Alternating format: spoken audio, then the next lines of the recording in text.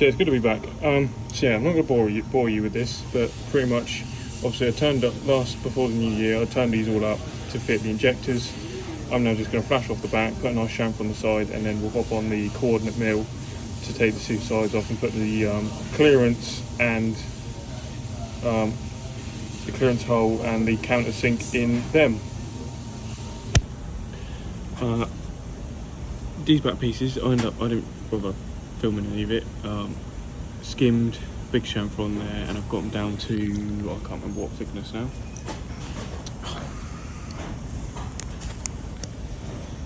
Oh, 10 mil.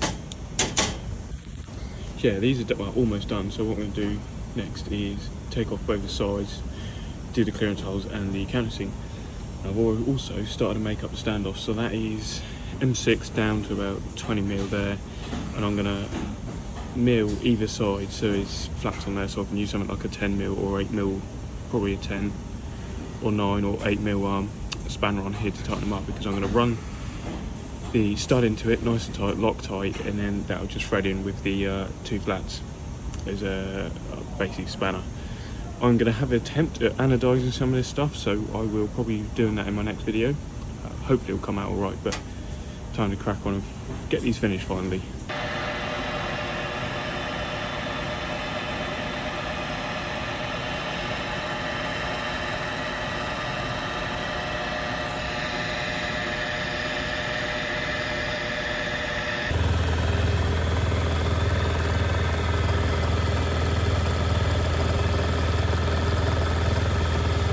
So the injector rail is now drilled and tapped.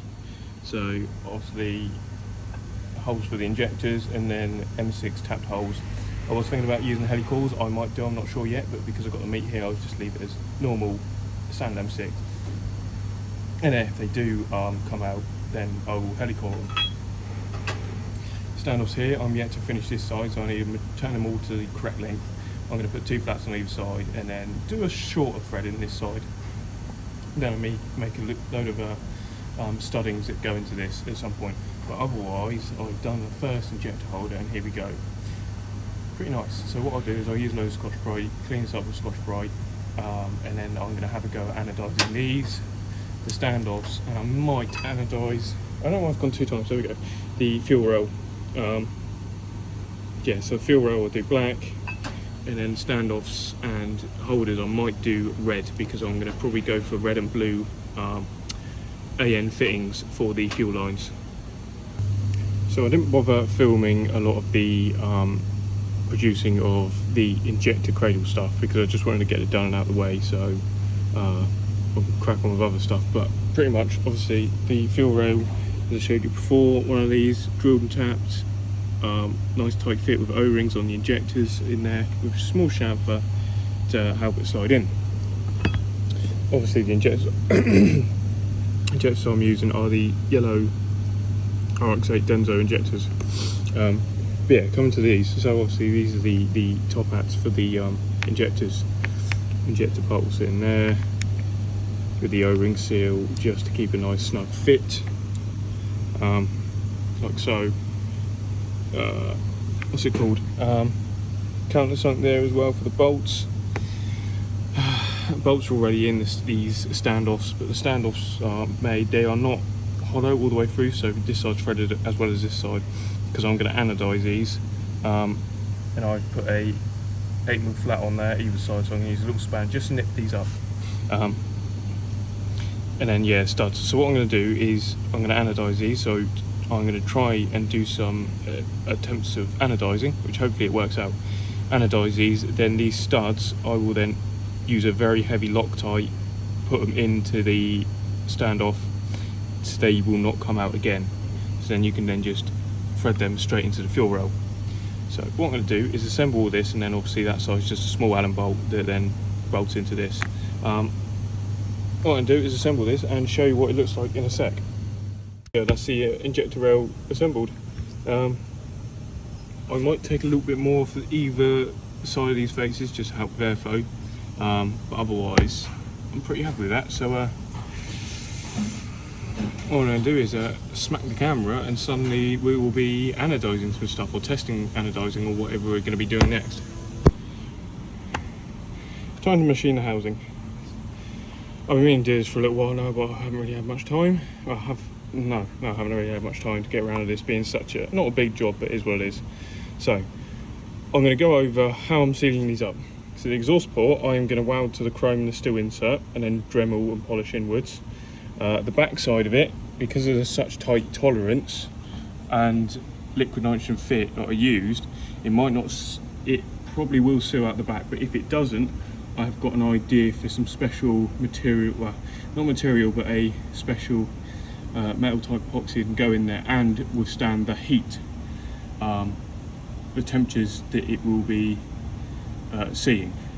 And to be honest, I'm going to have cooling through here anyway, so the exhaust housing won't be as hot as it is, because everyone says, oh, the exhaust gases of rotaries are like 1200 degrees C max and wide open throttle. Yes, they are, but that's not going to be, the steel or the aluminium is not going to be 1200 degrees C. The gases will be, but this will be a bit cooler. So yeah, I've got some special stuff I can use if it does leak. This side's definitely not going to leak. The aluminium, on the other hand, you can see down there's some drilled holes. So what I might do is, it does get a bit thin there because of that, but there's still a little bit through hole. People said, oh, go threaded, do all that, blah blah blah. I ain't got time for that shit. I'm going to do what a lot of people still do, so use DevCon. Why change something that already works? Simple as that, to make my life a bit easier. So I was going to put some aluminium tubes, or drill some holes out there, put a little bit of aluminium tubes in there, just for a through hole, fill it all up with DevCon both sides, and then remove those tubes, so then coolant can still run through, just to cool that part there at least. But otherwise, I've seen people, they have aluminium blocks that go in here with O-rings to seal it up, loads of other crap, so it's not going to be an issue. People say, oh yeah, but temperatures, all this crap. No. There's been plenty of builds using DevCon and it's worked, even with boost, and I'm only going NA, so it'll be fine. DevCon's going to be fine, and then all I'll do is polish through that side, and then this side's already been skimmed. So yeah, I'm going to crack on this. I might try and set up and do a little time lapse, I don't know, but I've just got a roughy cutter here, just to take the meat out. But I am going to be doing something also a bit more exciting. So now this is set up, I'm going to get myself a drink of water, then I'm going to go over what I'm going to be attempting to do now. So, nice big open space. I've got my stuff, so I've got my special dyes here. That's red, that's obviously a blue. All of this is DI water here, deionized water. I'm going to use this one for later on for non-DI water. DI water container, another DI water for cleaning down. My power supply ready. 2 Pyrex containers, so one I'm going to use as dye. I know some people say it might stain the glass, but it'll be alright. I've got these now for me to keep, because I was going to use the lower box, but unless I'm going to do something long, I'm going to use this. The lower box will be for, this box will be used for the boiling water to seal the aluminium up. You know, I've got this pot, either one of these Pyrexes, and then one of them will be for the electrolysis process. But essentially, I'm going to be anodizing. So I've just got a bit of aluminium here, cleaned it up, scotched the hell out of it, cleaned it up, IPA, degreased everything. So I'm going to give it a final degrease in a sec. And I'm going to set up the GoPro and do a little time lapse doing this. So what I'm going to be using is citric acid, 150 grams there. From what I've kind of worked out, 150 millilitres is going to give us a 10% mix, which should be all right. And then obviously my dyes, I don't know, I'm probably going to do the red one first. Again, I've gone for 25 grams per, no, 5 grams, a little bit under 5 grams per, I can't remember what millilitres, but yeah, end up at 25 grams per 1500 millilitres. I'm no expert, this is an attempt. From everything I've read up, this should work. Fabric dye, because I've used fabric dye because supposedly Apple used to use it for dyeing all the, or anodizing all their Apple iPods and stuff like that. If this doesn't work, I will get a proper aluminium anodizing powder, but I just wanted to try this for the cheapness of it, and if it works, awesome. Then go from there. So I'm going to set up the GoPro and start cracking on and do a little time lapse of setting all this up and getting it working. Okay, so I don't know how much you saw this time lapse, but there we go. I've got it hooked up, kind of sketchily at the moment. Well, not sketchily, but yeah. I don't know, you might be able to see some bubbling. Don't know why it's just doing a spot there, but yeah, we're gonna have to leave this to go for about a good while. So at the moment we're pulling 0.3 amps. Again, it's something like some amount of amps per foot squared, and that's a tiny piece. At 22 volts, which is plenty. So we'll leave that going. I'm gonna then prep the die and get the heat up. So I'm gonna put the timer on for about half an hour on this, and then prep the die. Then when it's almost ready time to do, I'll then turn it up and bring it to about 50-60 degrees on the heating pad using that one. And then this one I'll use for boiling water just to see that, so I can just dip in there, swash it around for 5-10 minutes or so. But I'll leave it in that one for about half hour. I'm gonna go for red first. So taking all the meat out on the intake very nicely, but I've just fucked the housing.